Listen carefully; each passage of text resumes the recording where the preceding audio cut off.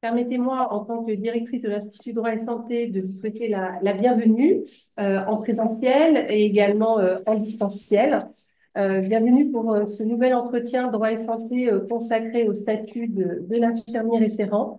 Nous avons aujourd'hui le plaisir d'accueillir Patrick Chamboredot, qui est le président de l'Ordre national des infirmiers. Et cher Patrick, vraiment un grand merci pour ta disponibilité. Merci d'avoir encore une fois répondu présent aux sollicitations de l'Institut Droit et Santé. Ça fait plusieurs années que nous avons une étroite collaboration et que nous participons ensemble à mener la réflexion sur l'évolution des professions de santé et plus spécialement des infirmiers. On a eu l'occasion de monter un beau colloque ensemble avec à l'époque Olivier Véran, ministre de la Santé, présent. Donc, vraiment, des belles manifestations passées et je suis contente que cet entretien soit encore l'occasion de renforcer les liens étroits entre nos deux institutions. Cet entretien va être également co-animé avec Christophe Debout. Donc, merci à toi, Christophe, aussi de ta disponibilité. Christophe Debout est maître de conférences en sciences infirmières. Il est également infirmier anesthésiste et docteur en épistémologie et philosophie des sciences, et également responsable pédagogique au sein d'un institut de formation. Et aussi, c'est à ce titre qu'il intervient aujourd'hui, également membre de l'Institut Droit et Santé. Et donc, merci d'animer cet entretien avec moi et tu vas aller au-delà de ce que je vais offrir moi, puisque tu vas même compléter le propos de Patrick Chamboredon en nous présentant le contexte international pour amener et enrichir la réflexion sur l'évolution de ce statut d'infirmier référent. Donc, voilà comment va s'organiser Ouais, cette... mais si tu cliques sur le lien que moi je t'ai envoyé du Zoom, normalement ça devrait marcher aussi, je pense. Alors, merci à ceux Mm. qui sont en Zoom de bien vouloir Oui, c'est commencé. Mais juste la présentation, à l'instant. couper vos micros, s'il vous plaît, ceux qui Écoute, sont en juste Zoom. laisse ça part. Sur le réseau de vrai, tu vois. Alors, Mm. j'ai la possibilité, Voilà. qui parle à Oui, l'auto. oui, ben oui, c'est sûr, oui, très, c'est un peu différent, tu vois. Voilà. Comment je peux... Mm. Je ne trouve pas. Est-ce que tu vois, toi, de ton côté? C'est... Ok, c'est bon. C'est OK. C'est bon? Super, merci. Donc, comment va se passer cet entretien? Une introduction de Christophe Debout pour nous présenter un petit peu le contexte de l'évolution de la profession infirmière avec ce nouveau statut d'infirmier référent, planter un petit peu le décor, j'ai envie de dire. Et ensuite, un large temps de parole sera proposé à Patrick Chamboredon pour nous faire état des enjeux, des perspectives de ce nouveau statut. Et donc, la parole ensuite sera redonnée à Christophe Debout pour ce contexte international. Et si chacun respecte ce temps de parole, nous devrions avoir un quart d'heure de temps pour des questions et des échanges. Et donc, je ne vais pas commencer à déborder et moi-même, je vais respecter mon temps de parole en m'empressant de te céder la parole, Christophe, en te remerciant encore à nous. Merci Lydia pour cette introduction. Donc effectivement, notre entretien a pour objet hein, cet article de la loi du 27 décembre 2023 qui crée ce statut d'infirmier référent. Et donc, comme tu le disais à l'instant, nous allons aborder ce sujet-là en cédant la parole à Patrick Chamboredon dans un premier temps, de façon à ce qu'il nous expose la manière dont il approche ce texte et les éléments qui figurent dans cet article.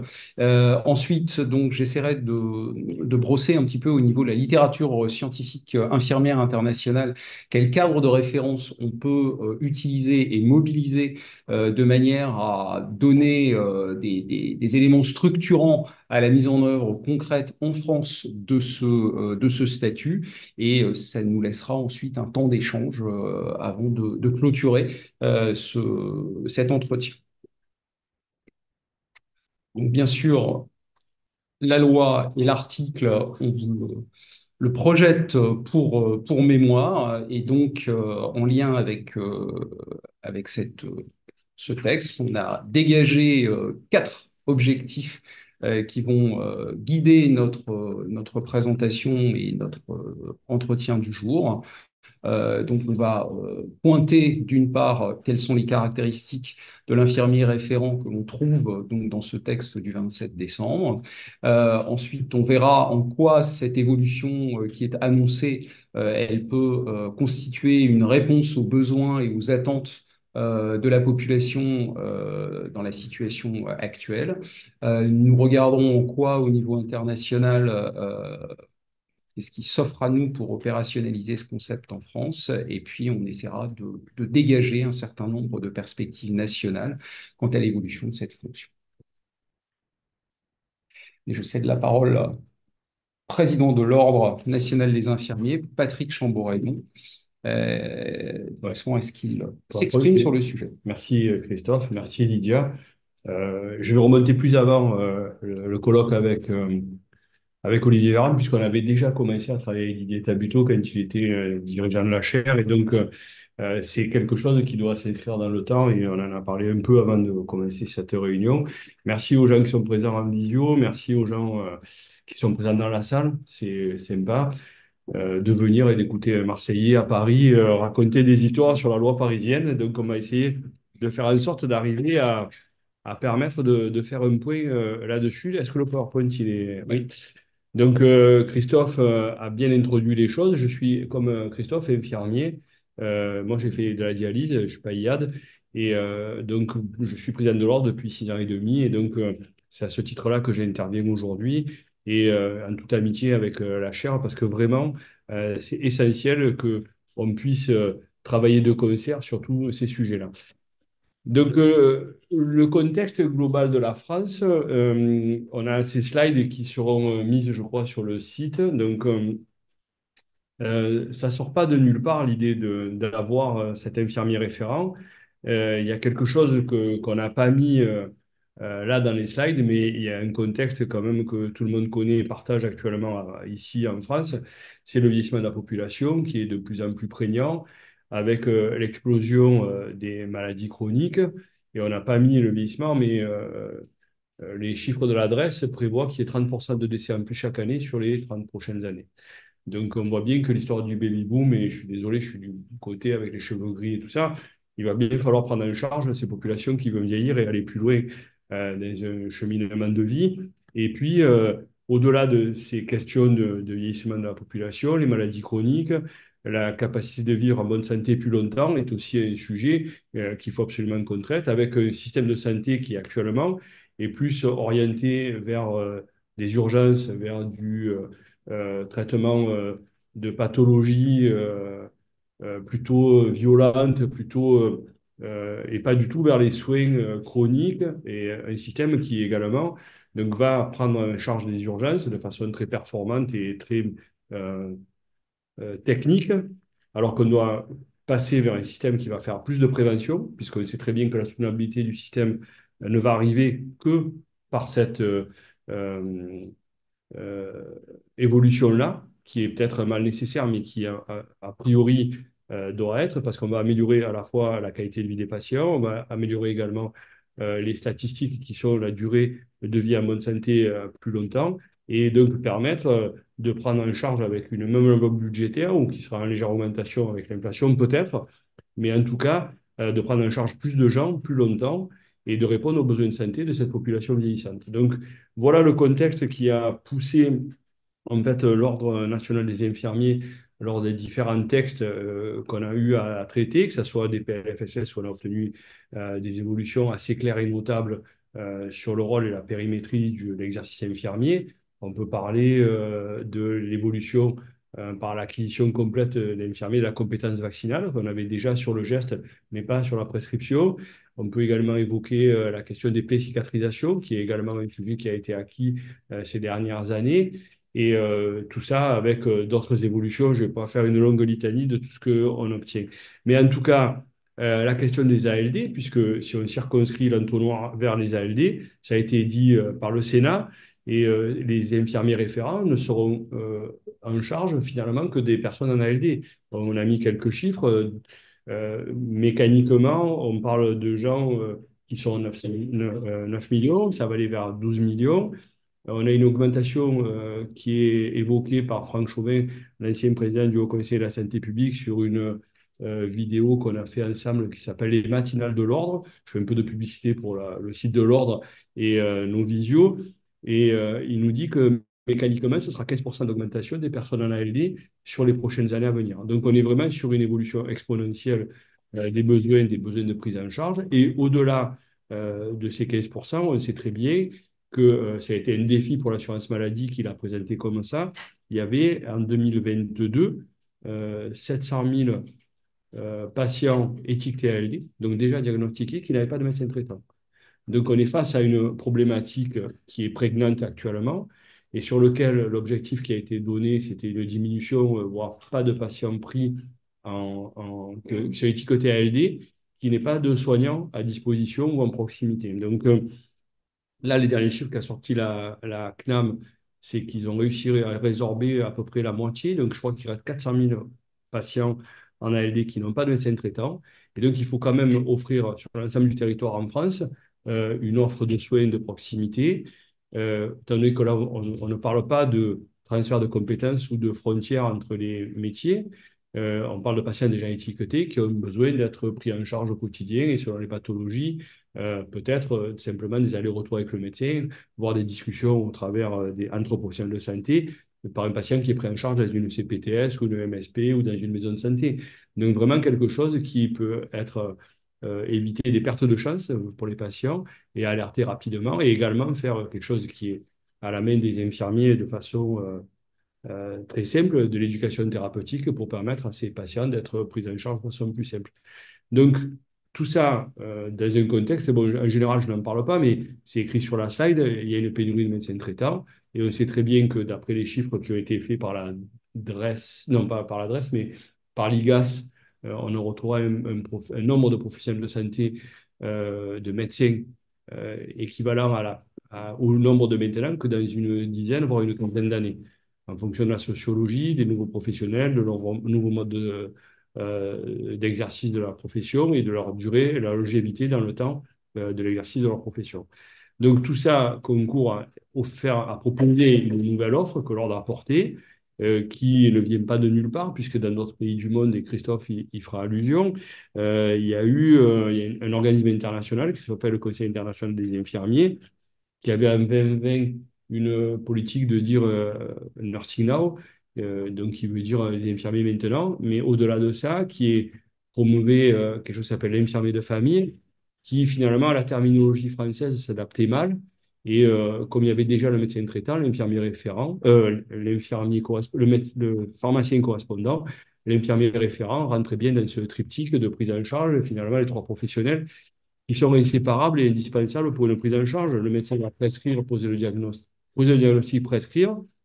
Le pharmacien délivrer les thérapeutiques, le pharmacien est le gardien des drogues, et l'infirmier faire tous les soins qui nécessitent pour la prise en charge de ces patients-là et faire de l'éducation thérapeutique qui est clairement quelque chose qu'il faut absolument qu'on fasse si on veut faire basculer le système de santé vers plus de prévention et arrêter de faire du cure, mais faire du care et donc vivre plus longtemps en bonne santé.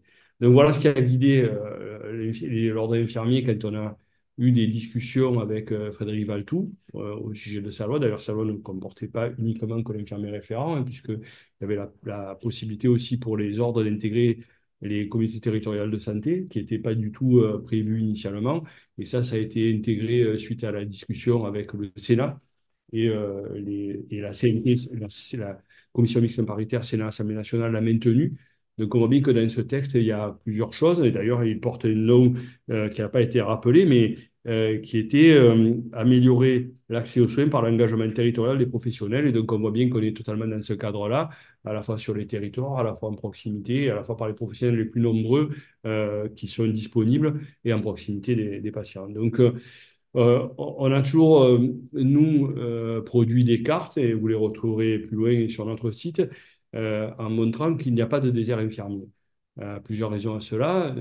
Juste la démographie infirmière, on parle d'environ, nous, on a 530 000 infirmiers inscrits au tableau de l'ordre, et 530 000. Quand on regarde les chiffres de l'adresse, il nous semble, enfin, les chiffres donnés sont de 630 000. Donc nous, on a un déficit parce que l'ordre continue d'inscrire des infirmiers qui n'étaient pas inscrits initialement. L'ordre a eu des déboires à sa création, hein, on peut le dire comme ça.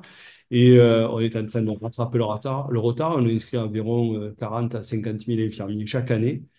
Et donc, on est vraiment sur une progression et donc une démographie qui est favorable à notre profession. On y met moins de temps également que pour former un infirmier qui est une formation courte de 3 ans, 5 ans pour une IPA, 5 ans pour une spécialité. Donc, des professionnels plus faciles à former plus rapidement et qui ont une clé de répartition territoriale qui est déjà imposée par la convention qui est signée entre la CNAM, donc la Caisse nationale d'assurance maladie, et les syndicats représentatifs des infirmiers libéraux, donc qui ont une répartition territoriale en fonction de clés qui ne sont pas les mêmes clés que l'on fait nous, que l'on prend nous pour euh, réfléchir et intégrer la démographie dans notre réflexion, mais qui est faite par la CNAM. Et donc, c'est pour ça que on est vraiment à la manœuvre là-dessus. Vous dire également que ben, c'était à ce moment-là qu'on avait vu Olivier Véran dans ce colloque qui était pour les élections présidentielles, qui était pour un système de santé plus proche, plus efficient et plus durable, et qu'on retrouve également sur notre site pour les élections présidentielles de 2022. Et c'est un sujet récurrent et on ne peut que s'en féliciter parce que l'ordre a réussi à porter cette problématique-là au plus haut niveau politique dans la bouche du président de la République qui, chaque fois, dit qu'il faut améliorer la présence des professionnels sur le terrain et également mieux partager les compétences et les tâches, même si j'aime pas tellement ce mot-là, mais partager les compétences entre les professionnels de façon à pouvoir offrir des soins sur tous les territoires en fonction des compétences de chacun. Et c'est exactement ce qu'on portait. Et donc, c'est ce que a apporté le député Valtou, maintenant ministre, dans ce sujet-là, dans cette loi-là. Aujourd'hui, juste un aparté, est présenté au Conseil de la santé des professions paramédicales un texte, je digresse un peu, excusez-moi, mais sur les certificats de décès, qui sont aujourd'hui, le texte est présenté sur l'évolution qui avait été fait pour les infirmiers de signer les certificats de décès. Et donc, l'expérimentation va passer de 6 régions à la totalité du territoire français pour 1 an. Et je voulais le signaler parce que ce texte va paraître d'ici une dizaine de jours, vers autour du 15 mai.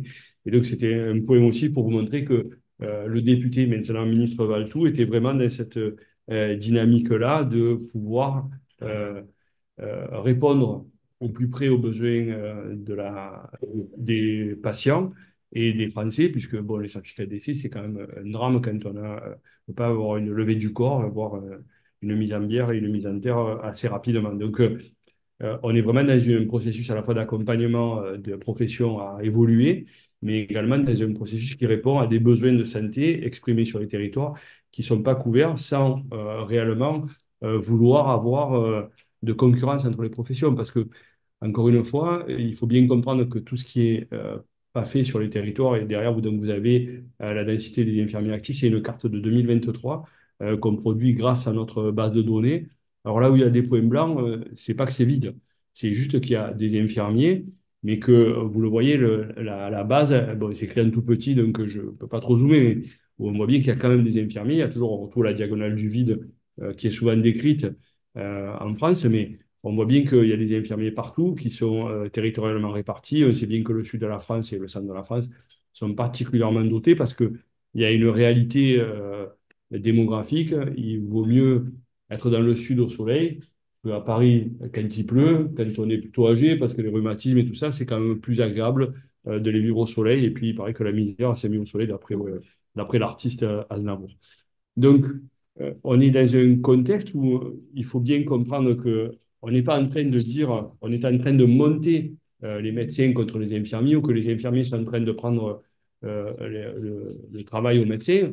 On est vraiment dans une idée de complémentarité, de travail en coordination et de répondre à des besoins qui, jusqu'à présent, ne sont pas pris en charge et sur lesquels il faut absolument qu'on intervienne parce que la santé, actuellement, lorsqu'on écoute les statistiques, et moi j'interviens régulièrement à l'Association des maires de France, est devenu un des sujets majeurs et de tous les maires qui cherchent à tout prix à avoir un médecin, qui cherchent à tout prix à avoir des professionnels de santé, font on ne peut pas dire du dumping social, mais vont chercher des médecins dans d'autres pays, cherchent à favoriser l'installation de médecins, alors qu'on a déjà des infirmiers qui, la plupart du temps, sont présents sur les territoires, ont décidé de fonder une famille, ils vivent sur les territoires et permettent justement cette proximité et sont des acteurs, voire des citoyens incontournables des endroits où ils vivent.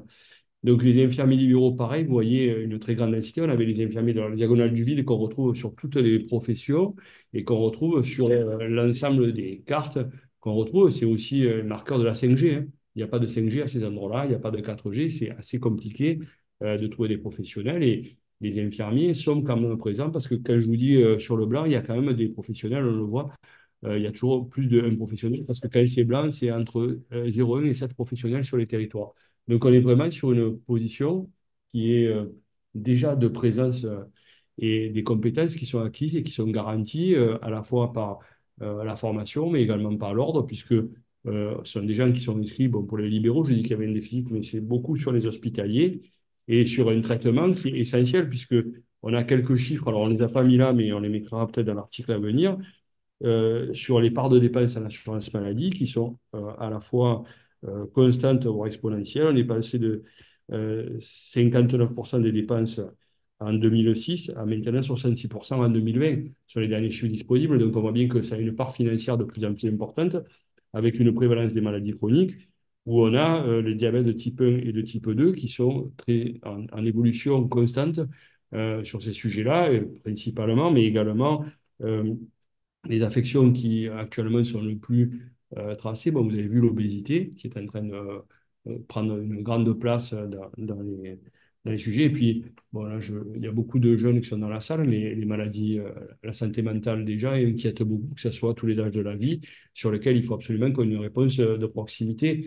Et donc, les infirmiers peuvent être, par leurs compétences et leur euh, euh, et leur capacité à intervenir dans beaucoup de services, puisque bon, nous, on a fait le choix de ne pas être, bon, je ne suis pas spécialisé, mais d'avoir travaillé dans des secteurs spécifiques, d'avoir une compétence qui nous permet, bon, modulo une adaptation à l'emploi en fonction du service dans lequel on va exercer, mais d'exercer un peu dans tous les services possibles des centres hospitaliers, et donc de pouvoir prendre en charge en ville pour des soins peut-être plus complexes, parce que maintenant on parle de plus en plus d'ambulatoires, mais de prendre en charge tout type de pathologie et tout type de patient. Donc vraiment, on est une offre de proximité, et là, je ne parle que sur l'idée des diagnostics infirmiers, je ne parle pas du diagnostic médical qui est l'apanage du médecin.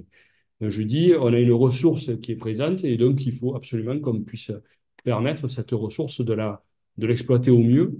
Parce que quand on fait, nous, en tant qu'ordre, des consultations, puisqu'on utilise notre base de données de façon nationale pour permettre de savoir ce que veulent les professionnels, on a une volonté de reconnaissance des professionnels, mais je crois que c'est constant dans toutes les professions, mais également un nombre assez conséquent de professionnels qui disent qu'il y a un delta entre ceux pourquoi ils sont formés et ceux qu'ils font réellement sur les territoires, mais une volonté pour ces professionnels également d'évoluer dans la profession et d'aller plus loin dans les compétences qui sont acquises, parce qu'il y a un savoir, et je suis entouré de deux universitaires, il y a le savoir qu'on apprend à l'université, le parterre présent sont des universitaires aussi, mais il y a aussi tout ce qui est empirique et qu'on apprend sur le terrain et qui a aussi une valeur.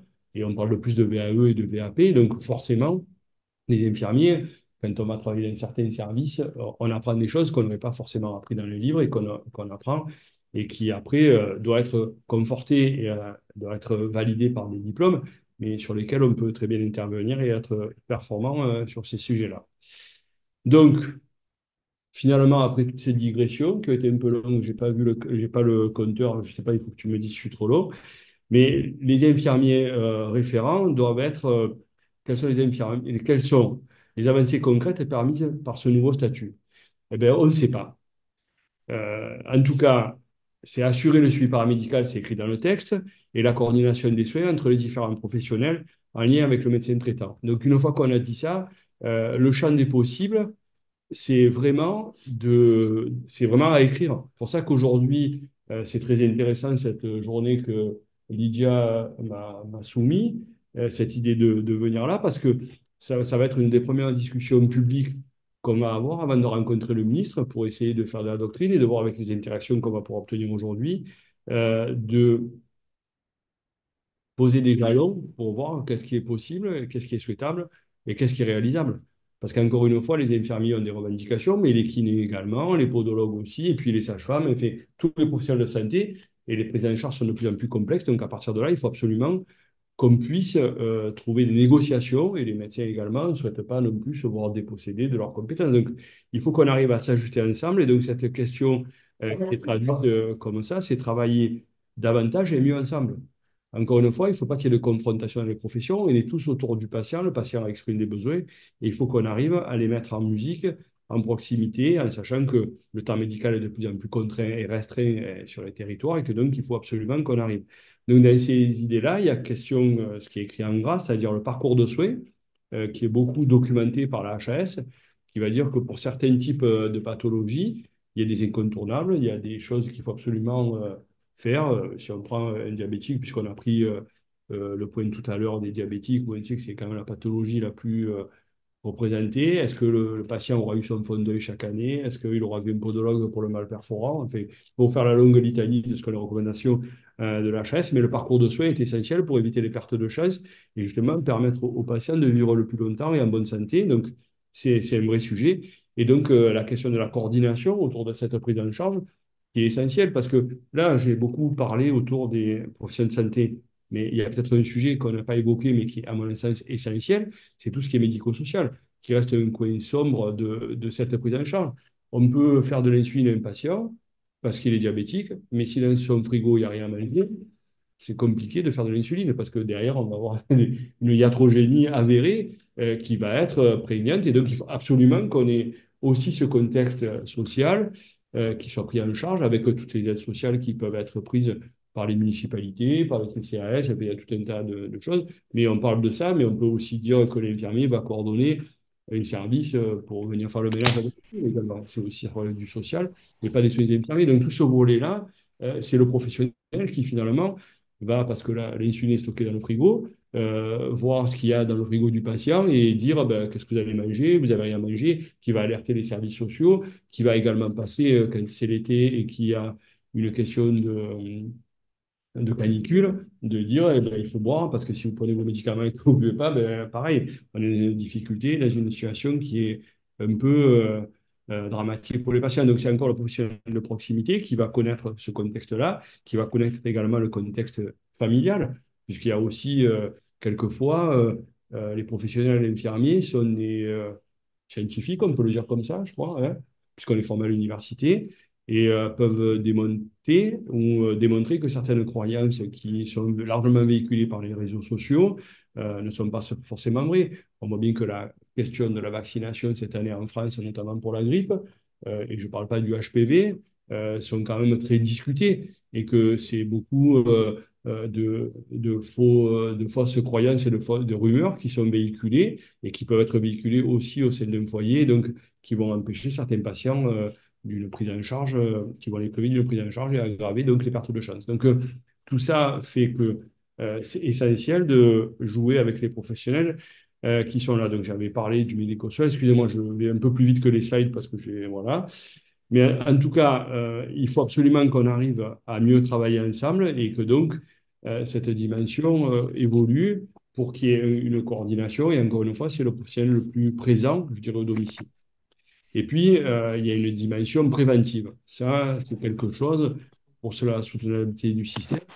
Rappeler des règles thérapeutique, c'est quelque chose d'assez essentiel maintenant, de façon à permettre justement cette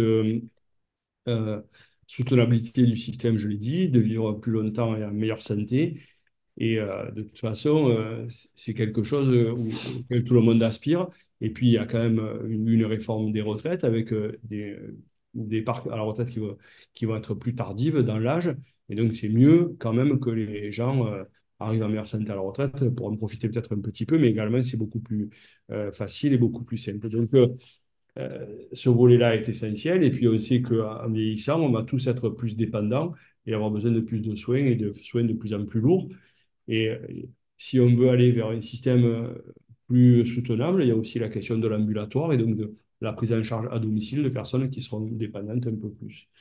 Donc voilà, tout ça, c'est le cocktail qui doit être fait. Et puis, on a eu des discussions interordres, pour le coup, avec les différents ordres de santé. Nous sommes 7 professions réglementées actuellement en santé en France, les médecins, les dentistes, les sages-femmes et les pharmaciens pour les professions médicales. Les pharmaciens n'étaient pas, c'est pour ça de la pharmacie. Et puis les auxiliaires médicaux, qui sont les kinés, les podos et les infirmiers qui ont été créés récemment, dont les ordres professionnels ont été créés récemment. Et on a réussi justement à travailler ensemble. Et il y a un site qui s'appelle leclio.fr et un accord qui est, vous l'avez retrouvé sur ce site-là, qui a été signé par l'ensemble des professions réglementées et des ordres, qui à date n'a pas bénéficié d'un portage politique. Et moi, je ne peux que le regretter, parce que c'était un accord de tous les présidents pour justement prendre en compte ces chiffres de 2022 de la CNAM qui nous montraient qu'il y avait un nombre conséquent, considérable et croissant de patients en ALD, qui disait que finalement, pour l'accès au système, il fallait, certes, il y a le médecin traitant qui est réglementaire et qui est écrit dans la loi, qui donc doit permettre l'accès dans le système, mais que finalement, n'importe quel professionnel, du moment qu'on allait permettre de réintégrer un système de soins coordonnés par un médecin, serait le point d'entrée favorable pour tous les patients qui auraient besoin ou qui exprimeraient des besoins de santé. Et donc, c'est ça l'idée du Clio Santé. Le Clio, c'est le comité de liaison des institutions ordinales, donc qui regroupe globalement 15 professions de santé. J'ai parlé que de la santé, il y a le droit et le cadre de vie qui sont partie prenante également de ce sujet-là, mais ça, c'était typiquement la question du Clio Santé. Donc, on se réunit régulièrement et finalement, par des discussions avec un tiers de confiance, on a établi un document que vous allez retrouver, qui est téléchargeable, mais qui est en lecture également, qui dit finalement, il ne faut pas préjuger qu'il n'y ait que le médecin qui puisse. Du moment qu'on va réintégrer un patient dans un système de soins coordonnés, je répète les choses parce que c'est pas dire l'infirmier va poser un diagnostic médical. C'est pas ça que je suis en train de dire, ni le kiné, ni le podologue. Je suis en train de dire il faut qu'il y ait un point d'entrée, quel que soit le point d'entrée, allons-y et faisons en sorte d'eux. J'ai parlé en début de discussion et des multiples dispositifs qui existent, les CPTS, les MSP, tous ces dispositifs qui existent de par la loi, puis même les cabinets de professionnels libéraux qui sont présents, pas au coin des rues, mais qui sont présents en nombre dans beaucoup d'endroits, qui peuvent être des points d'entrée pour un patient. Et chaque professionnel a son réseau, au même titre que les universitaires ont le réseau, et qui permet justement de pouvoir orienter le professionnel parce qu'on a l'habitude de travailler avec tel médecin traitant et qu'on sait que peut-être il a une place, peut-être qu'il va prendre quelqu'un en urgence, peut-être qu'il va prendre quelqu'un sur numéraire, peut-être que le pharmacien va prolonger l'ordonnance puisque dans les textes, c'est possible pour lui. On sait aussi qu'il y a des protocoles de coopération. Les pharmaciens peuvent faire des TROD, peuvent faire délivrer des antibiotiques en cas de cystite. Je prends ces deux exemples-là qui sont les plus connus. On voit bien que là, on est dans une doctrine du bon professionnel au bon moment qui va orienter la personne, qui va peut-être délivrer le thérapeutique ou faire entrer la personne dans le système et permettre justement cette prise en charge-là. Donc, voilà ce qui peut être fait. Et donc, là, on est pour les infirmiers, pour revenir sur le sujet qui m'intéresse, c'est rester en fait dans les prérogatives actuellement des 3 ans de formation qui sont sur le métier socle, puisque on n'a pas parlé d'infirmiers spécialisés comme les Christophe, voire d'infirmiers de pratique avancée. On est vraiment sur le métier socle, les 3 ans de formation, avec quelquefois, ça peut être le cas des infirmiers qui auraient fait des diplômes universitaires. Il en existe une kyrielle, mais qui ne sont pas reconnus nationalement parce que vous savez comment ça fonctionne les DU. C'est une durée de vie, c'est dépendant de l'université qui le délivre. Mais voilà, et puis il y en a qui sont à durée limitée, puisqu'il y a des évolutions de la science. Mais en tout cas, en ce qui concerne du point de vue de l'ordre, l'infirmier référent, c'est quelque chose, on a écrit une avancée majeure. Moi, je pense que ça l'est pour la profession, parce que ça va nous permettre d'aller un peu plus loin sur ce qui est la profession.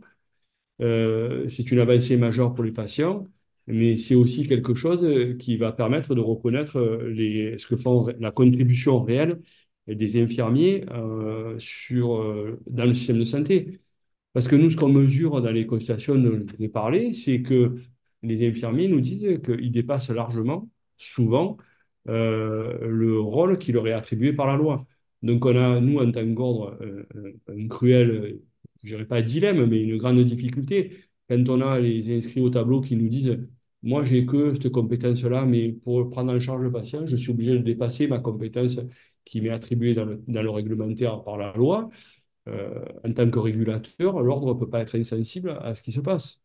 Mais on sait que si l'infirmier ne va pas se démultiplier et prendre des risques concernant son diplôme d'État, ben, le patient ne sera pas soigné, ne sera pas pris en charge. Donc il y a un dilemme, un conflit de valeurs pour le professionnel infirmier quand il est obligé d'aller plus loin que ce que lui permet la loi. Mais il y a une attente du patient et on sait qu'il faut quand même répondre aux besoins de santé et faire en sorte de... Donc, on voit bien que l'infirmier référent pourrait être la chose qui, modulo peut-être certaines formations, va permettre justement d'aller plus loin et on a certaines demandes on pourra discuter, mais euh, qui va être euh, possible de revendiquer auprès du ministre que je vois jeudi. Donc, je ne vais pas vous dire tout ce que je vais dire au ministre, mais oui, je vais un peu en parler parce que ça va me permettre d'éprouver un peu les idées. Mais en tout cas, ce qui nous est souvent opposé, quand même, c'est la question de la responsabilité. Et je parlais d'un juriste là à côté de moi, et on sait que dans le Code de la santé publique, c'est celui qui fait l'acte qui est responsable. On est bien d'accord. Donc, quand on est face à des professionnels qui disent, moi, je suis obligé d'aller plus loin que mon décret d'acte, on est embêté là-dessus. Donc, il y a actuellement une réforme qui est menée avec la DGOS qui a commencé sous Olivier Véran.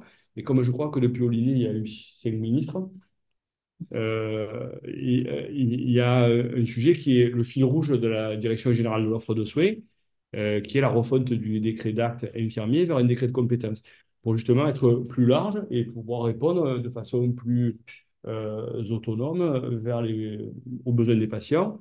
Et tout ça, ça doit passer par une refonte de la formation, puisqu'on parle de compétences, donc ça veut dire les formations qui sont délivrées aux infirmiers et par l'université, conjointement, par les instituts de formation anciennes infirmières, auxquels Christophe participe, collabore et enseigne, et également les universités, puisqu'il y a une cohabitation avec les universités. Donc, toutes ces choses-là, ce sont euh, des, euh, des choses qui sont nécessaires. Encore une fois, on n'est pas dans le fait de dire on va prendre des choses qui sont l'apanage d'autres professions. On dit on va reconnaître simplement ce qu'est l'exercice réel. Et pour le régulateur que l'ordre est, c'est quelque chose de rassurant de dire que les textes collent au plus près à l'activité. Après, la grande question qu'il y a autour de ça, est-ce que les textes doivent précéder l'activité ou est-ce que l'activité doit rattraper les textes? Ça, c'est tout le débat des juristes que je laisserai Lilia trancher en conclusion. Et il y en aura pour peut-être demi-heure. Mais je pense que c'est assez essentiel qu'on ait ça parce que quand on parle d'attractivité des professions, finalement, on épuise les gens quand ils sont pas reconnus, pas valorisés ni rémunérés pour ce qu'ils font. Finalement, on se dit pourquoi je ferais tout ça? Certes, la reconnaissance des patients, c'est quelque chose d'essentiel qui nous motive au quotidien d'assurer leur prise en charge et de les faire aller mieux. Mais c'est aussi bien d'avoir des textes réglementaires qui encadrent cette reconnaissance et qui permettent justement cette possibilité-là. Et puis, ça permet aussi de réfléchir à l'intérieur de la profession à qui va faire quoi. Parce que là, on parle des infirmiers métiers socles qui vont peut-être avoir d'autres compétences qui vont leur être données, modulo formation. Encore une fois, je le dis, ça ne va pas être le doigt de la création comme dans la chapelle Sixtine qui dit toi, tu vas faire ça. C'est moyennant formation complémentaire. Et on le voit déjà dès maintenant pour la question de la vaccination où il y a une formation complémentaire concernant la question des certificats d'essai, où il y a des décrets qui exigent une formation complémentaire pour justement amener les professionnels au niveau attendu et ce qui est attendu en termes réglementaires, mais également de vigilance par rapport à ce qui est fait. Donc, ces questions-là se jouent pour les infirmiers de socle, mais également, ça veut dire qu'on aura également je l'appelle de mes voeux. La refonte du métier socle est une part de la discussion, mais il faut qu'on envisage aussi pour aller vers les spécialités. C'est-à-dire les spécialités actuellement ce sont des spécialités IBOD, IA blocs, donc IBOD, IA Tu peux DPR. détailler peut-être. Alors, infirmier de bloc opératoire diplômé d'État, infirmier anesthésiste diplômé d'État, et puériculteur diplômé d'État, puériculteur, puéricultrice diplômé d'État. Donc ça, ce sont les trois spécialités donc, sur lesquelles il doit nécessairement y avoir également une évolution dans leur périmètre professionnel, avec des discussions qui se mènent, qui sont assez riches en frottement avec d'autres professions. Et les infirmiers de pratique avancée, qui ont été créés en 2018 sur l'impulsion de l'ordre, qui ont actuellement un texte qu'on attend aussi avec attention, qui est la PPL de Stéphanie Rist, qui permet un accès direct aux infirmiers de pratique avancée, qui doit être en, en attente de publication et d'expérimentation assez rapidement, qui est à l'avenue Duquesne. De là, on ne voit pas trop le bâtiment de Duquesne, puisqu'il est plutôt par là-bas, mais il doit être affiché quelque part, il doit être en vision, et donc c'est quelque chose qui est le souhaitable. Il faut qu'on arrive par le dialogue au sein de la profession à finalement grader, et chacun va faire quoi? Les IPA ont une formation, je l'ai dit, de 5 ans, les spécialités de 3 ans. Comment on fait pour articuler tout ça, de 3 ans plus 2 ans, les IPA universitaires, 3 ans plus 2 ans, et comment on fait pour articuler ça au sein de la profession, en sachant qu'il y a aussi une spécialité qui est management, pour le coup, cadre de santé, plutôt administratif. Donc, il faut qu'on arrive à trouver au sein de la profession un modus vivendi qui va permettre à chacun de s'y retrouver dans sa volonté. Et peut-être que l'évolution de certains professionnels qui veulent rester des cliniciens pourront faire IPA, voire spécialité, ou pas du tout, rester plutôt en ville ou pas, mais être des infirmiers référents sur des patients. En tout cas, juste un truc, c'est que sur l'infirmier référent, rien à date là ne permet de dire que ce ne sera que des libéraux. C'est pas du tout exclu qu'on ait des infirmiers, pour le coup, hospitaliers, qui deviennent des infirmiers référents. Et ça me semble. Après, c'est des questions de statut et de valorisation au sein des vues avec les syndicats et la DGOS, mais rien n'indique que ça doit être forcément ça.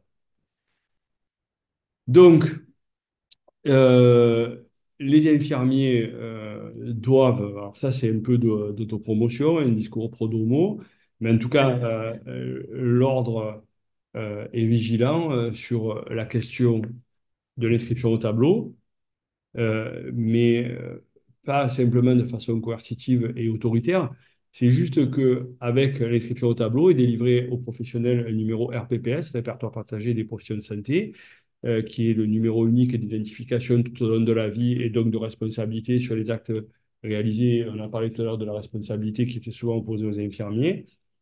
Et donc, de pouvoir tracer et soutenir les infirmiers au travers des instances de l'ordre, mais également de garantir que c'est le bon professionnel au bon endroit au bon moment, et donc de garantir également que c'est la qualité des soins qui est délivrée par tout un tas de mécanismes que je ne vais pas détailler parce que ce n'est pas tout à fait l'enjeu aujourd'hui, mais juste vous dire que ça permet de respecter les règles qu'a posées la CNIL pour l'accès au dossier médical partagé, à l'espace numérique de santé. Ça a plusieurs fois changé de nom et je pense que ça va encore changer de nom. Donc, le RPPS est la clé et le sésame pour cette question-là, et également pour ce qui regarde l'ordre, mais c'est un autre sujet, quand on parle de certification des professionnels de santé qui correspondrait dans un autre monde à la formation tout au long de la vie. C'est-à-dire maintenir ses compétences. Il y a différents items, mais c'est un des principaux qui est justement préserver la qualité des soins par une formation continue et justement maintenir ses compétences tout au long de la vie. Donc voilà. Donc l'infirmier, c'est diminuer le nombre. Enfin, bon, là, c'est une slide, c'est euh, cette augmentation. Donc, j'arrive plus à me rappeler ce que je voulais dire là-dessus. Mais en tout cas, oui, c'est la question de l'efficience, grosso modo, sur cette slide-là, et de dire que finalement, ce qui nous est opposé, je vous l'ai dit, c'est la responsabilité, mais également la question d'une médecine low cost. Et c'est pas du tout l'objet, je l'ai dit, encore une fois, le diagnostic médical, ça reste l'apanage du médecin.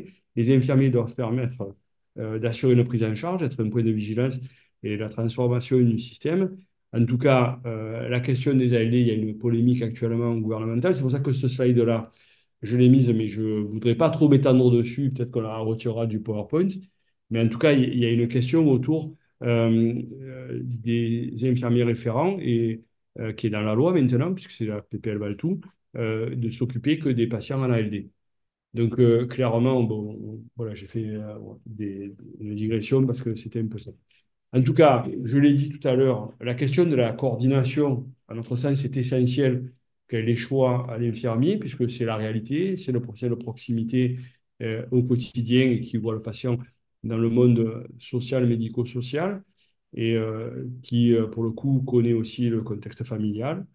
Le diagnostic infirmier, je l'ai mis là parce que c'est quelque chose qui est peu connu, mais c'est une taxonomie qui est internationale, qui est reconnue, qui est validée, qui permet de faire des transmissions à l'international, qui pose des diagnostics, qui pose des actions à mettre en œuvre par la suite, qui sont pour le coup standardisées, pas par la HAS, mais par des normes internationales, et qui donc permettent une prise en charge efficace sans perte de chance, selon les données acquises de la science, puisque les diagnostics infirmiers sont sur ces choses-là.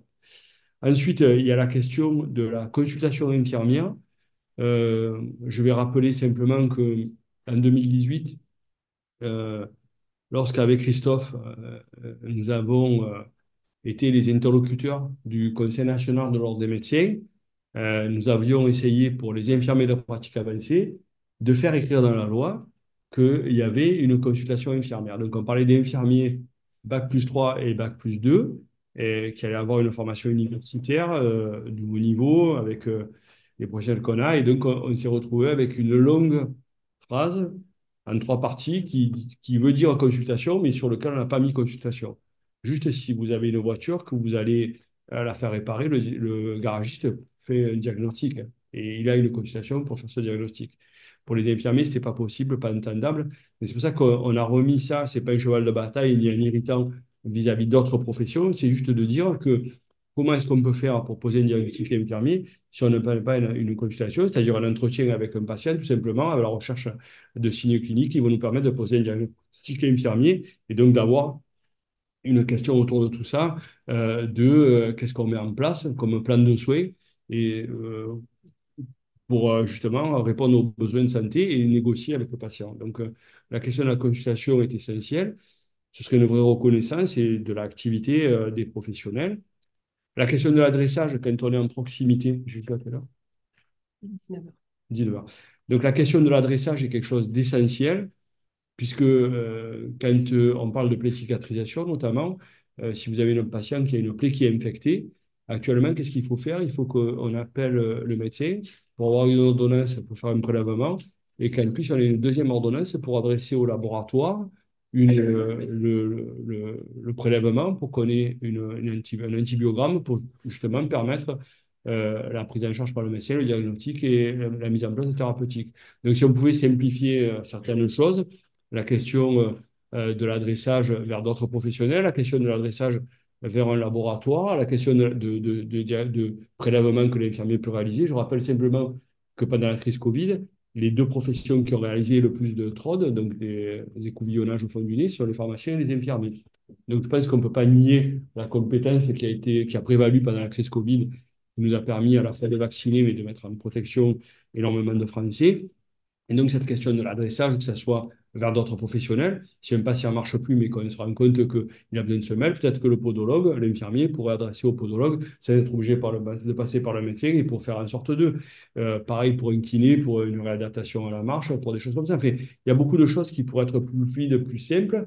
Et encore une fois, en coordination avec la question du médecin, puisque l'espace numérique de santé sert à uploader tous les diagnostics qu'on peut faire, dire quels examens on a demandé, le médecin pourra prendre connaissance et justement faire un point sur ce qui va pas avec le patient et permettre d'aller plus loin.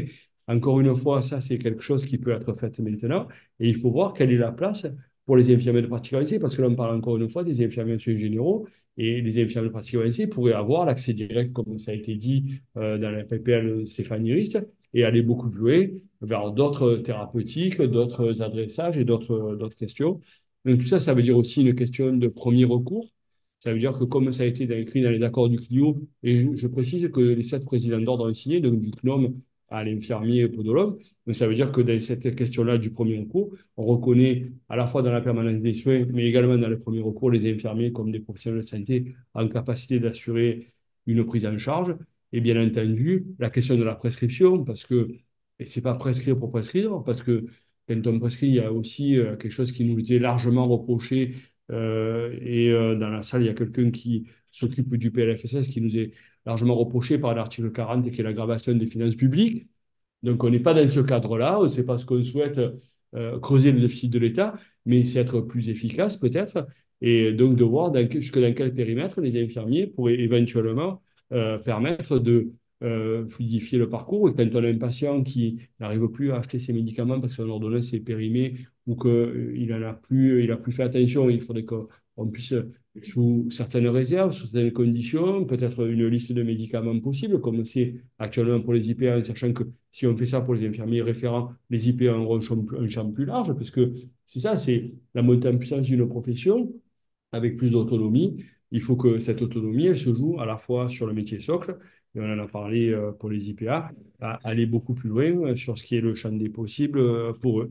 Et on nous propose, pardon, en ligne, un infirmier diplômé d'État, correspondant SAMU aussi, peut-être autre proposition. Alors, ça existe déjà, les infirmiers diplômés d'État sont actuellement, suite au plan qu'a fait François Braun avec le SAS, le service, d'avoir des infirmiers qui, quelquefois, sont appelés par le SAMU pour faire une levée de doute, voire une capacité à intervenir pour prendre en charge un patient en pleine nuit pour voir, pour être finalement, bon, même si j'aime pas trop ça, mais euh, pas les yeux et l'examen clinique du médecin, mais pouvoir voir dans son périmètre intervenir. Et ça a été les premières fois qu'on l'a vu. C'est lorsque François Braun a lancé le Conseil national de refondation au Mans, pour le coup, où on sait que c'est un territoire qui est très déserté. Hein, pour le coup, c'est un territoire qui est au milieu, en pleine de la diagonale du vide, où grâce à cette innovation, il y a des infirmiers qui ont une correspondance SAMU et des infirmiers qui sortent seuls avec des voitures du SAMU pour aller prendre en charge des patients. Donc, on voit bien que déjà dans le champ du diagnostic infirmier, je vous dis encore une fois, c'est pas pour un irritant pour dire on est en train de prendre le travail des médecins, mais c'est pour simplement dire les infirmiers ont beaucoup de compétences, elles sont mal reconnues et mal exploitées. Je pense que depuis que l'ordre est là, on arrive un peu, grâce aux publications qu'on fait et au soutien de l'IDS, mais d'autres aussi, et des parlementaires, arriver à mettre en idée que on peut confier plus en toute sécurité. Parce qu'encore une fois, si le métier de l'ordre, je l'ai dit plusieurs fois, est le régulateur, il faut qu'on ait conscience que moi, je n'ai pas du tout l'intention que plus d'infirmiers soient mis en cause devant les chambres disciplinaires de l'ordre. Ce n'est pas du tout l'enjeu. C'est pour ça que j'ai bien parlé de formation, de gradation des soins, d'être chacun face à ses compétences et dans ses missions pour justement avoir une offre de soins qui sont pour les patients, qui répondent à leurs besoins de santé et de proximité.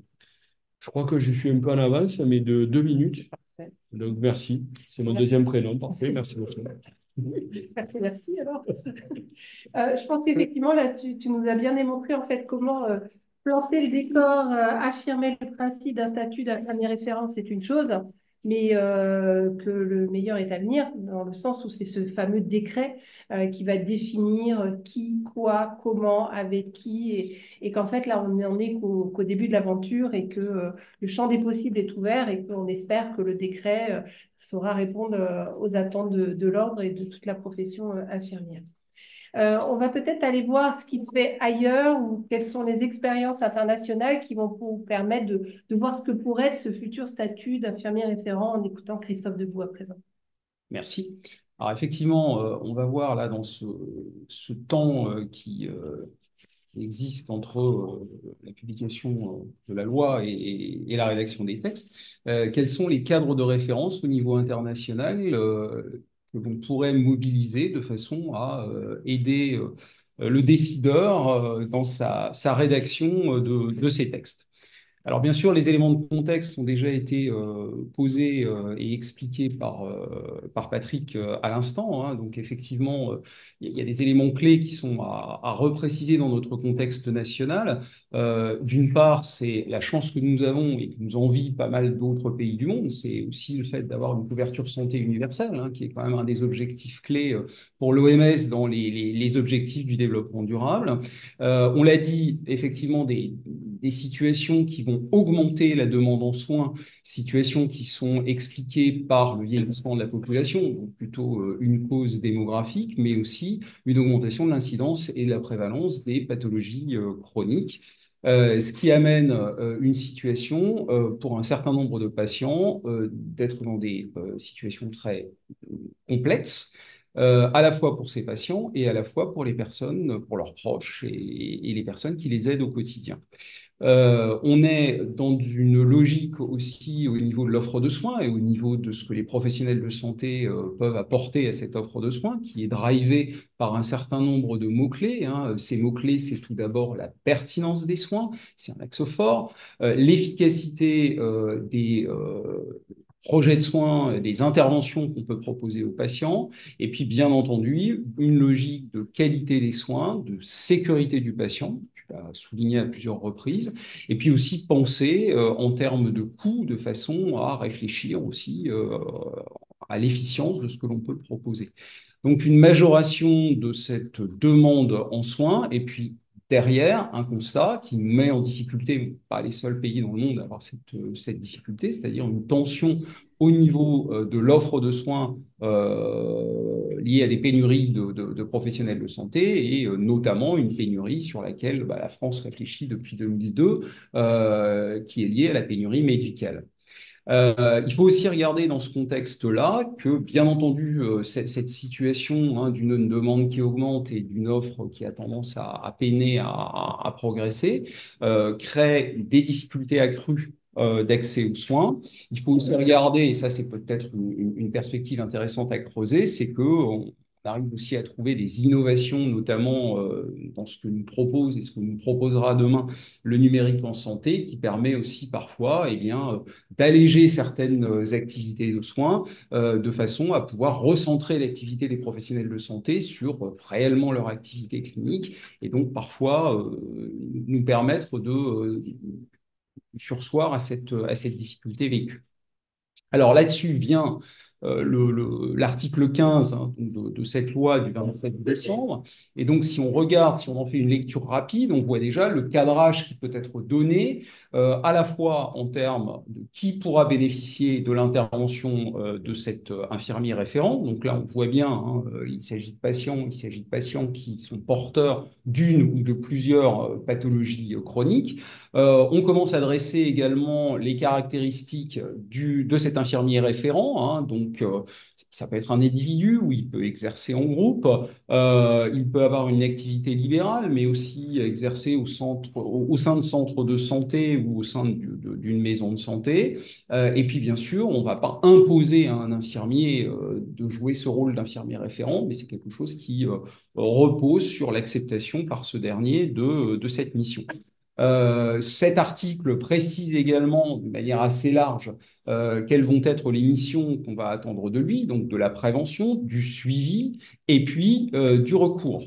Et forcément, cette approche-là, la mise en œuvre concrète de ces missions va l'amener à être dans une pratique collaborative d'ailleurs qu'il entretient déjà, hein, mais on va la repenser d'une autre manière, avec deux autres acteurs clés, deux autres professionnels, à savoir le médecin et le pharmacien.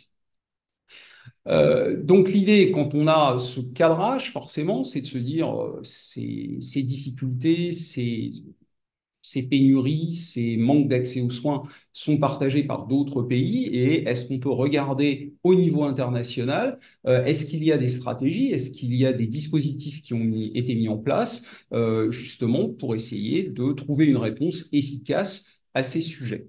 Et donc, ça nous amène tout naturellement à deux concepts clés qui sont deux concepts qui sont nés aux États-Unis et qui déjà un certain nombre d'existences dans cet environnement-là, qui sont les concepts de case management exercé par une infirmière et un autre concept qu'on appelle le primary nursing, hein, qu'on pourrait traduire par l'infirmière référente ou encore l'infirmière principale du patient. Donc l'idée, c'était de regarder dans la littérature scientifique infirmière de façon à éclairer ces deux concepts et aussi à le faire en gardant des critères de sélection de ces références de façon à ce qu'elles puissent coller avec ce qui commence à se dessiner de ce que pourrait être l'infirmier référent en France. Donc, un infirmier qui ne fera pas que cela, hein, mais qui sera aussi, qui va articuler ça avec ses activités cliniques par ailleurs, et puis par ailleurs aussi regarder au niveau des références, les sélectionner des références suffisamment récentes de façon à avoir réellement un état des connaissances sur le sujet. Donc, on voit que si on s'intéresse à la littérature internationale, on a matière à venir éclairer ces deux thématiques-là, hein, donc à la fois le case management réalisé par une infirmière et puis par ailleurs ce concept de primary nurse. Alors, si on regarde tout d'abord le premier concept, hein, l'infirmière case manager, on va essayer d'examiner rapidement ce premier concept en s'interrogeant sur son origine, en essayant de regarder quelles définitions on peut en donner et quelles sont ses caractéristiques majeures, les avantages et les limites qui ont été dégagés dans la littérature, de façon à pouvoir faire une projection et se dire, tiens, est-ce qu'il y a des aspects dans ce concept qui pourraient être éclairants et qui pourraient nous aider à structurer ce rôle d'infirmier référent. Alors, concernant donc le case management exercé par une infirmière, hein, l'origine vient des États-Unis. Globalement, c'est une fonction qui est apparue suite à la réforme en fait du système de remboursement médicaire, où ce système est passé dans les années 80 à un système de financement prospectif. Hein, donc on verse une enveloppe pour assurer le suivi du patient. Et donc, il faut que les professionnels de santé tiennent dans cette enveloppe de façon à ne pas se trouver dans une situation de déficit. Et donc, on a créé cette fonction de case management, de case manager. Et donc, ce sont des gens qui font du case management. Et donc, il s'agit de permettre d'être dans cette pertinence de soins, d'être dans cette efficacité des interventions de soins, de façon à tenir de cette enveloppe budgétaire, tout en respectant les règles de bonne pratique que Patrick évoquait précédemment. Et donc, on a vu ce modèle apparaître, se développer, et on a vu aussi, au fur et à mesure de son développement, eh bien, que c'était une fonction qui attirait énormément les infirmières aux États-Unis. Donc, si on regarde les caractéristiques les plus saillantes de ce qu'on entend par ce rôle d'infirmière case manager, eh bien, l'idée, hein, c'est de s'assurer que la personne qu'on a en face de nous va avoir les soins dont elle a besoin, sans qu'il y ait trop de retard, et surtout en étant dans ce double objectif de pertinence d'une part et d'efficacité d'autre part. Donc l'idée, ce case manager, et c'est intéressant que ce case manager puisse être un professionnel de santé et notamment une infirmière, c'est que cette notion de case manager requiert en fait des compétences cliniques, des connaissances dans le domaine des sciences de la santé, parce que il va appartenir bon, cette infirmière, elle va avoir quoi à réaliser concrètement? Réaliser une évaluation clinique de façon à regarder quels sont les besoins, quelles sont les attentes de ce patient, comment ses besoins et ses attentes évoluent. Regarder également comment on peut faire évoluer son projet de soins en regard de cette évolution et finalement d'aller voir de qui elle va avoir besoin, de quelles compétences en termes de professionnels de santé elle va avoir besoin. Donc là, effectivement, il y a de la mise en lien aussi possible avec d'autres acteurs, qu'ils soient médicaux ou non médicaux. Tu parlais tout à l'heure des professionnels du secteur social également qui peuvent être concernés. Et puis, bien sûr, eh bien, assurer une mise en œuvre qui soit la plus lisse possible, hein, la plus fluide possible, évaluer et réajuster si besoin. Et puis, ce qui est très intéressant aussi dans cette approche, c'est qu'une infirmière case manager, pour le patient, c'est quelqu'un en qui le patient va avoir confiance. Et donc, ça va être finalement un acteur et un relais privilégié qui va donner de la réassurance aussi au patient dans son parcours. Alors, il faut savoir que ces caractéristiques-là aux États-Unis ont donné lieu donc, à une formation complémentaire.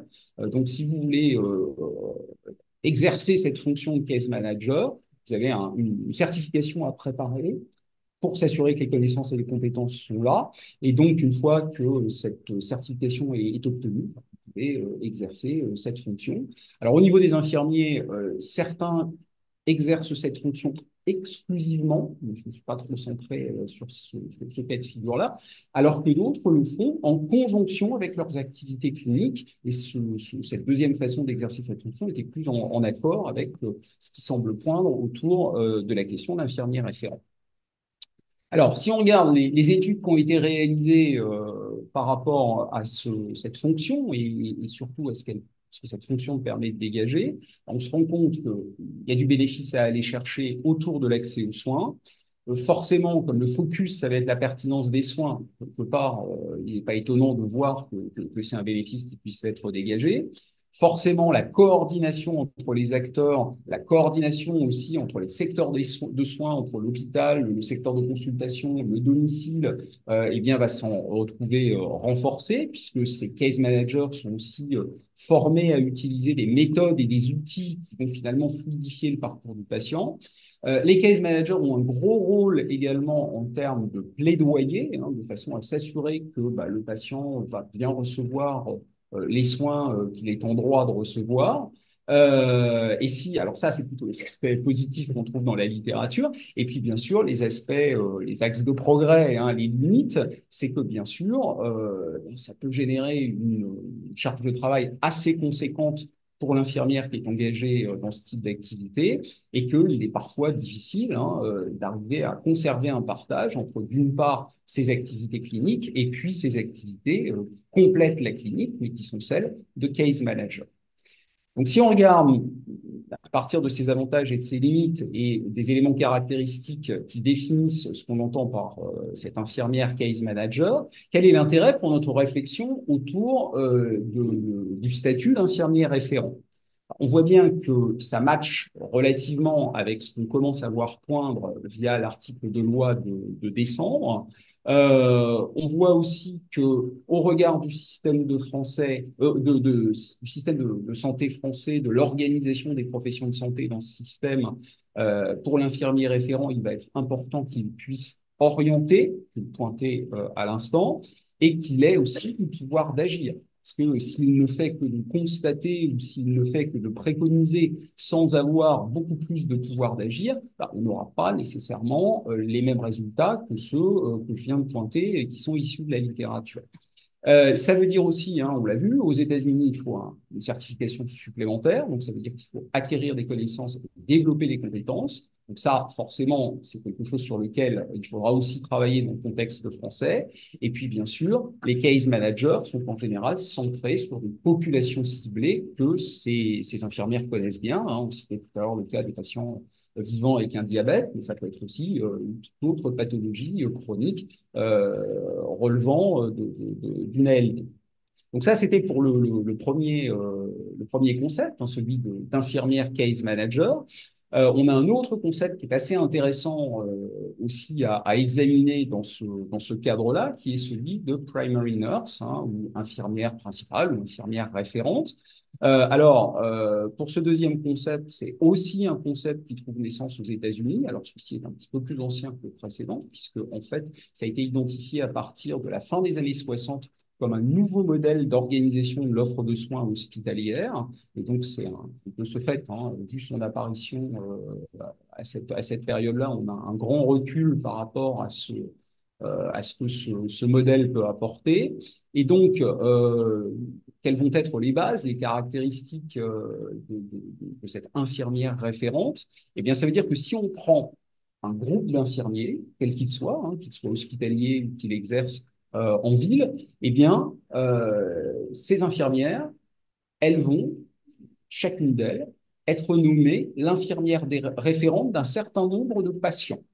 Et donc, ça veut dire que le patient va savoir que Madame Untel, Monsieur Untel est son infirmière référente.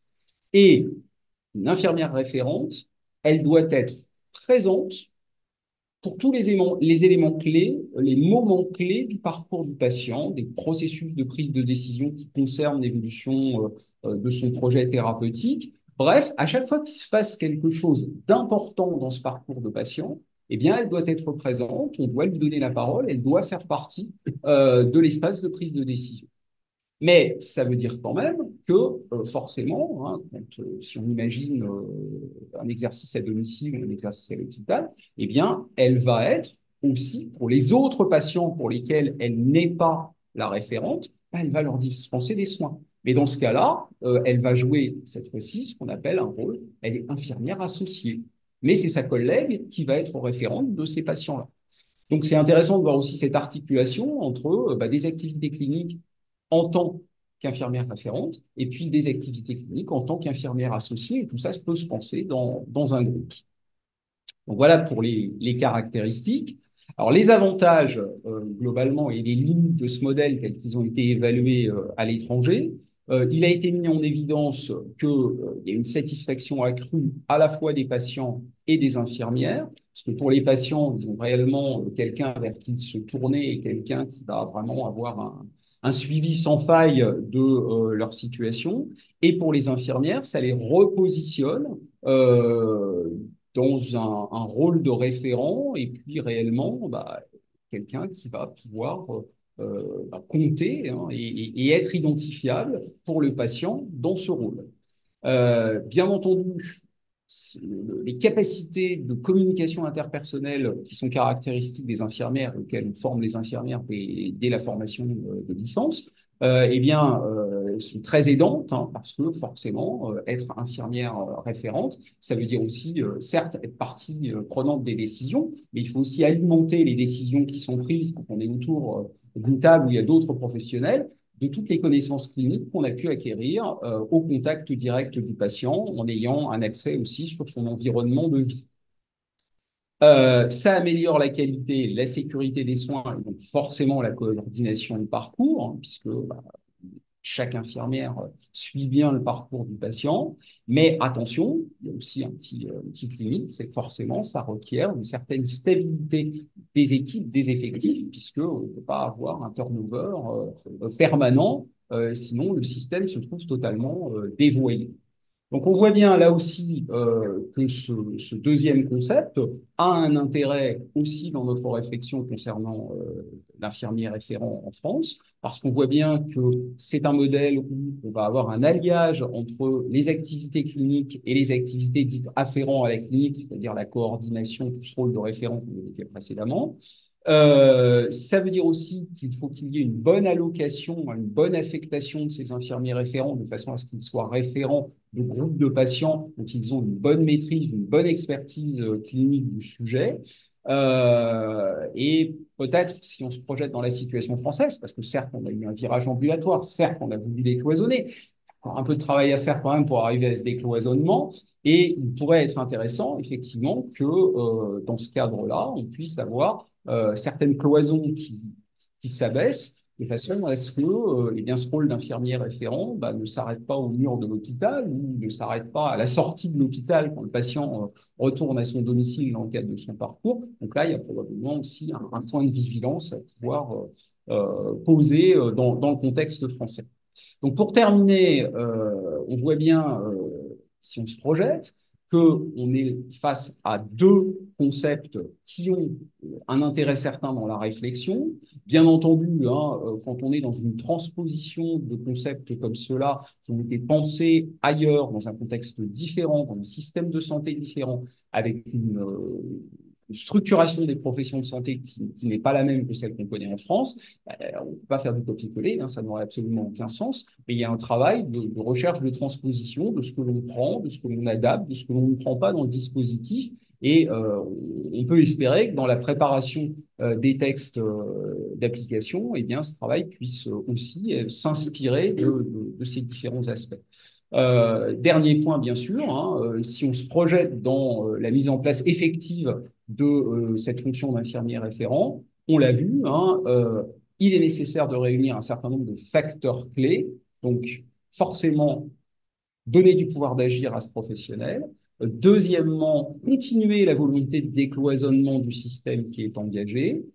Permettre à cet infirmier référent de construire les compétences spécifiques dont il va avoir besoin pour ce type d'exercice qui vont venir se surajouter à l'expertise clinique qu'il possède déjà. Et c'est intéressant de pouvoir bien utiliser ce capital dont donc il a déjà la possession, mais forcément, ces compétences, elles passeront nécessairement par une formation dédiée.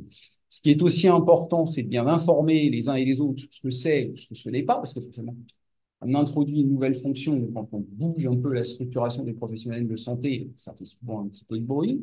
Et puis, bien entendu, de pouvoir réfléchir aussi eu égard aux méthodes et outils qui ont été développés ailleurs sur ce sujet, et ce qui peut être facilement transposable en France, là encore en utilisant les outils numériques qui se développent actuellement.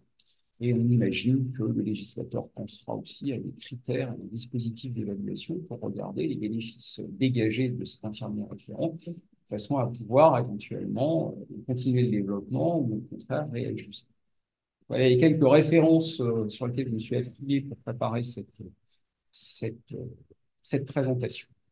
Merci beaucoup, Christophe, parce que ce point de vue de l'étranger, ces expériences sont indéniablement indispensables pour construire le nouveau dispositif français à venir.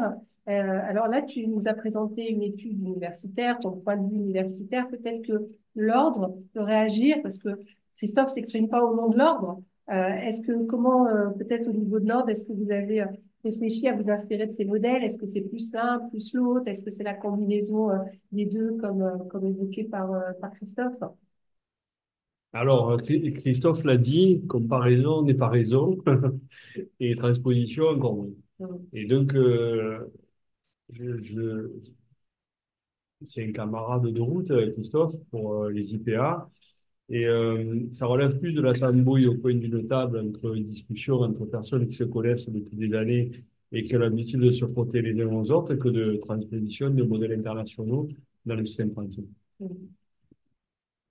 En gros, c'est des discussions qu'on mène avec l'ordre des médecins, parce qu'il faut le dire clairement, et qui sont qu'est-ce qui est possible, qu'est-ce qui est faisable, qu'est-ce qui est entendable, qu'est-ce qui est souhaitable, quels sont les besoins. Enfin, voilà, ceux qui connaissent les publications de l'ordre, je vous incite à aller les voir sur notre site. On voit bien que souvent, ils s'insurgent contre certaines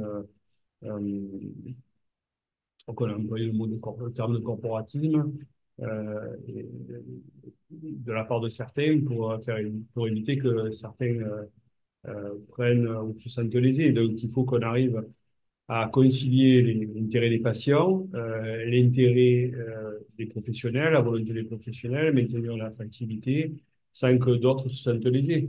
Et l'intérêt du système. Et que le système puisse perdurer et soit transformé. Dans ce qu'a dit Christophe, on est assez convergent, nous sur l'international et sur moi ce que j'ai dit, qu'on a relevé des enquêtes qu'on mène régulièrement sur la volonté des professionnels, sur ce qui est possible. Et puis après, le système français, quand on a essayé de négocier ça sur les pratiques avancées, ça a été très difficile et on s'est heurté à un mur. Et finalement, on se rend compte que l'évaluation à 3 et 4 ans par l'IGAS montre que le texte sur les pratiques avancées doit évoluer. Et c'est tout le sujet de la PPL-RIST. Et donc, on voit bien que lorsqu'on dit qu'il faut transposer parce qu'on a cette vision internationale et que c'est le sujet, il est déjà de mur en face.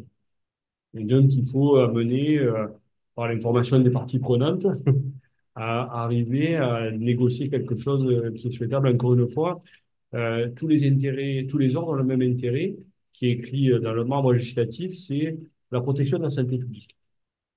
Et donc, à partir de là, il faut que chacun arrive à négocier avec ses troupes en interne, ce qui est possible, souhaitable, faisable, réalisable.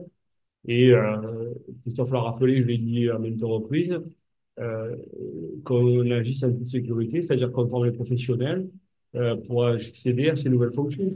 On ne peut pas ex nihilo décider que tel professionnel, quand bien même aurait-il une expertise de longue date et un passé clinique important, va du jour au lendemain répondre à tous les canons de la beauté pour faire en sorte de adopter ce costume et faire en sorte de.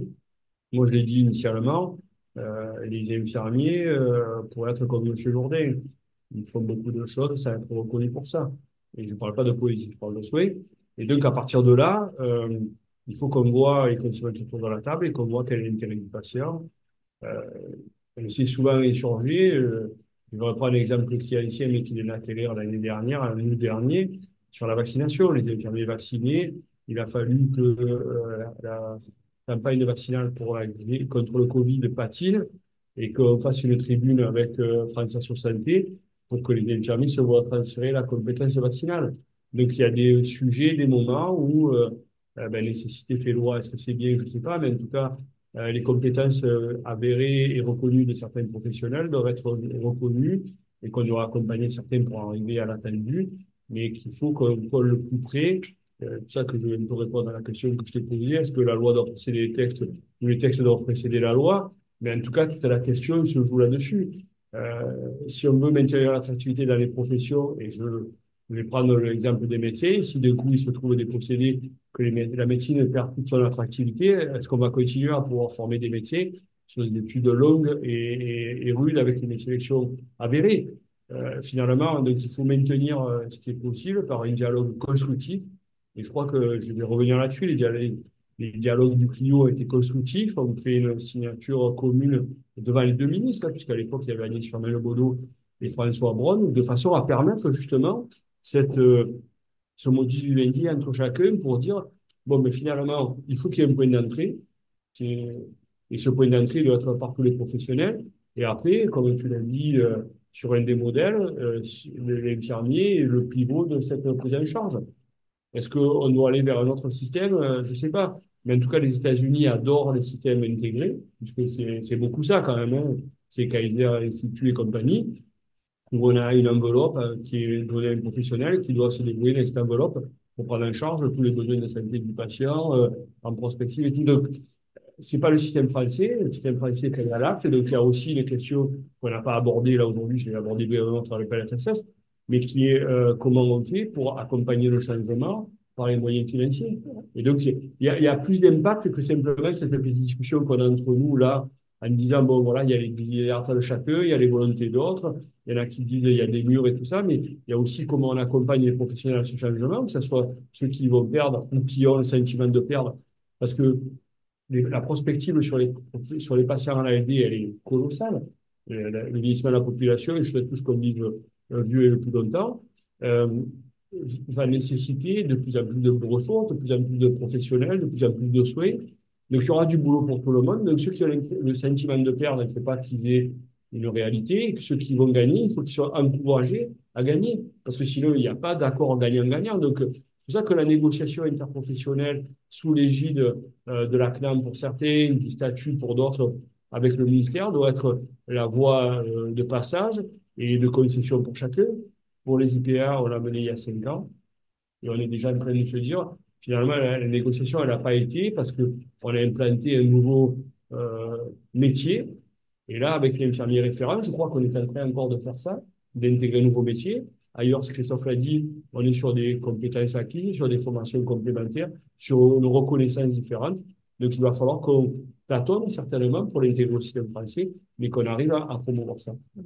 Donc, la vie de l'ordre, c'est des futures négociations sportives et musclées. Il nous reste quelques instants pour prendre des questions si vous en avez dans la salle ou en ligne. N'hésitez pas à demander. Oui, il y a une remarque là, je lis de David Guillon à Nice. Le CHU des urgences infirmiers, coordination gérontologique, qui gère entre la coordination ville-hôpital, sortie urgence. Et donc, c'est ce qu'on a dit, que ça soit dit différemment, mais la question du statut doit être une question qui ne doit pas être éludée. On peut très bien avoir des infirmiers qui sont salariés, qui sont référents de patients. Pourquoi pas, si on a une pathologie chronique, moi je fais de la dialyse, je voyais les patients des fois 3 fois 6 heures par semaine, 18 heures, je les vois beaucoup plus que leur famille, quelquefois, voire que leur médecin traitant. Donc, ça a du sens, et ça a du sens sur des pathologies récurrentes. Quand on parle de pré-cicatrisation avec des débridages, des prises en charge chirurgicales, c'est l'infirmier qui va le faire dans un contexte hospitalier lourd, avec des thérapeutiques lourdes et une équipe pluridisciplinaire et pluriprofessionnelle autour de lui. Quand on a des allers-retours particuliers comme ça avec des pathologies, soit des anticoagulants, soit des antibiotiques, soit des méchages, et peut-être un traitement qu'on peut réaliser en ville, peut-être que ça a du sens que ce soit l'infirmier salarié, mais peut-être que ça a du sens aussi que ce soit le libéral qui au quotidien refait les pansements, les prend en charge, applique des méchages. Et voilà, donc il faut qu'il y ait une discussion, comme je l'ai dit, dans la prise en charge. Il ne faut pas que les IPA sentent que les infirmiers référents vont leur prendre le travail. Il faut que les IPA continuent à grossir, à grandir dans leurs compétences et avoir un champ d'exercice plus large pour qu'il y ait une place pour les infirmiers référents. Il ne faut pas que les statuts soient des blocages au sein de leur profession, parce que sinon, s'il y a la difficulté au sein de la profession, le politique n'ira pas. Il n'ira pas remplir la besace, c'est ce qui est nécessaire, tu l'as mis sur l'international, pour que les infirmiers référents donnent toutes leurs mesures et permettent la prise en charge qui est attendue par les patients. Et est-ce vous avez eu des indications sur les délais de publication du décret? Est-ce que des engagements ont été pris là-dessus ou aucunement? Depuis que le député est devenu ministre, Ouais, ça je peut pense, aider. je pense que ce sujet va être sur le dessus de la pile. Tout au moins, c'est ce que j'ai pu comprendre quand j'ai vu la ministre Vautrin ce matin. Et comme il a porté en tant que député, je pense qu'on va le porter rapidement. Et c'est un peu ce qu'il a déclaré lors de ses derniers déplacements. Et ce matin, sur CNews, le ministre Frédéric Valletoux, euh, pour, euh, pour parler de ça, il y a un concept qui est aussi se rapproche un peu de ça, même si dans les canaux académiques, c'est pas tout à fait ça. Mais il y a la question de la responsabilité populationnelle, qui est aussi dans cette question-là, d'être le bon professionnel au bon moment, qui va prendre en charge sur un territoire donné des patients et donc leur permettre un accès aux soins. Donc, c'était le concept qu'il avait développé lorsqu'il avait maintenu, qu'il était président de la FHF. Et donc, on peut très bien penser que dans cette optique-là, à travers les GHT, il y a une facilité pour déployer quelque chose qui est la cheville ouvrière de ce niveau de dispositif dans le système de santé français. Et on peut peut-être imaginer, je crois que j'ai entendu parler d'un appel à la grève des infirmiers. Voilà. Est-ce que, non, je crois avoir Ah, entendu parler, voir passer une date, et peut-être que c'est aussi dans ce contexte, je ne sais pas si c'est lié ou pas. alors, l'ordre n'appelle pas à la grève, pour le coup. On n'est pas un syndicat et Ouais.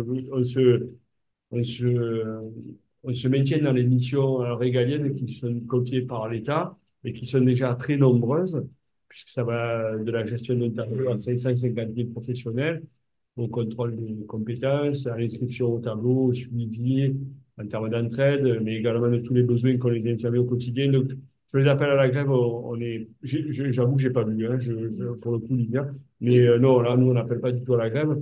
Nous, je vous l'ai dit, on est plutôt dans le dialogue et d'essayer de construire et de reconstruire pour arriver à quelque chose de plus. Mais effectivement, quelquefois, les moyens de pression passent par des moyens plus coercitifs. Donc, on comprend donc que tout est à faire sur ce sujet. Voilà. Et donc là, ça nous a permis d'envisager les perspectives, les enjeux, les expériences internationales dont le gouvernement pourrait s'inspirer pour construire et donner le contenu, la consistance à ce statut d'infirmier référent, parce qu'il ne faudrait pas que ce soit juste des grandes phrases qui soient finalement vides de sens et que derrière, il y ait des réalités concrètes sur l'évolution de la profession. Donc, j'espère que cette manifestation aura contribué à alimenter la réflexion et que, donc, affaire à suivre. Peut-être que d'autres publications pourront suivre lorsque le décret sera sorti. Et donc, je vous remercie à tous pour votre présence. Merci à vous deux pour vos interventions respectives.